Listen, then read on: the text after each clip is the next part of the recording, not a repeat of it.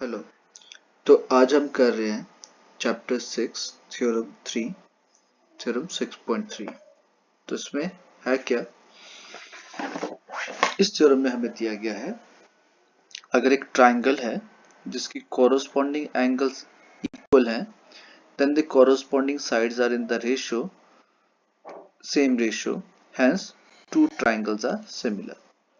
Basically हमें given क्या है कि एंगल ए एंगल डी के इक्वल है, एंगल बी एंगल ई के इक्वल है एंड एंगल सी जो है वो एंगल एफ के इक्वल है। और हमें प्रूव करना है कि ये जो ट्राइंगल ए बी सी है एंड डी ई एफ है, ये दोनों सिमिलर ट्राइंगल है। तो जब भी हमें कुछ भी लिखना होता है तो हम सबसे पहले लिखते हैं टू प्रूव। तो ट्रू प्रूव में हमने क्या लिखा, A B by D E equals to A C by D F equals to B C by E F. ये हमें प्रूव करना है। ठीक है, तो सबसे पहला पॉइंट हमने लिख लिया टू प्रूव। अब सेकंड पॉइंट जो हमें लिखना है वो लिखना है गिवन। गिवन क्या है, गिवन है हमें two triangles ABC and DEF and they have the equal angles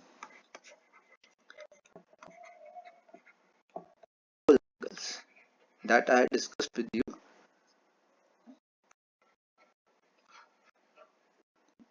ठीक है, अब हमने लिख लिया। Now we need to look for construction.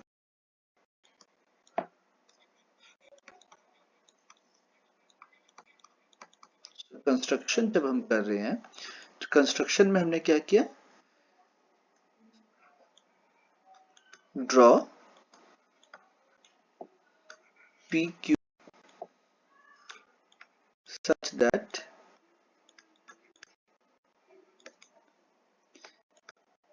DP equals to AB and DQ equals to AC. So ये हमने कंस्ट्रक्ट कर लिया। नाउ अब हम क्या कर रहे हैं, प्रूफ लिख रहे हैं। सो प्रूफ क्या है हमारे पास, अब सबसे पहले हम कह रहे हैं A B equals to D P, ये हमने कंस्ट्रक्ट किया था। दूसरी बात कह रहे हैं हम A C equals to D Q, ये भी हमने कंस्ट्रक्शन के अकॉर्डिंग बात किया। And angle A is equals to angle D, ये हमें गिवन है। ठीक है, सो अगर हमारी कोई भी तीन चीजें इक्वल हो जाती हैं तो यहाँ पे हम SAS प्रॉपर्टी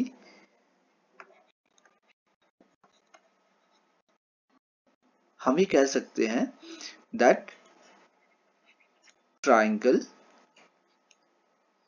ABC जो है वो कॉन्ग्रुएंट हो जाएगी किसके, DPQ के। सो ABC जो ट्राइंगल है वो DPQ के इक्वल हो जाएगी। सो अब हम ये भी कह सकते हैं angle P is equal to what, angle B, and which is what equals to angle E। ये एक पार्ट। और दूसरा angle C equals to angle Q equals to F। Basically हम कह रहे हैं कि ये वाले जो एंगल्स हैं B एंड E ये इक्वल है। ठीक है, क्योंकि हमने कंस्ट्रक्शन किया है इस तरह से। नाउ जब मैं ये कह रहा हूं, so I am saying angle P is equals to angle E and angle Q equals to what, angle F, इसका रीजन क्या हो सकता है? So reason is corresponding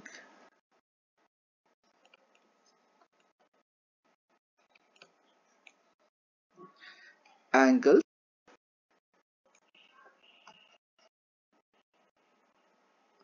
of two lines are equal.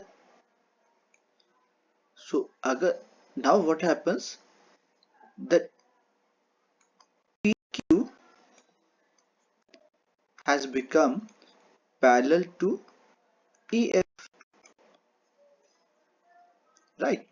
So अब PQ है जो EF के parallel हो गई है, तो we can say that DP by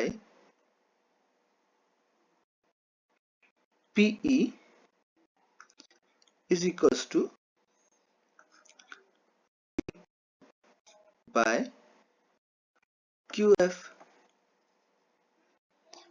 और DP की जगह पे क्या लिख सकते हैं हम लोग? AB by PE equals to what?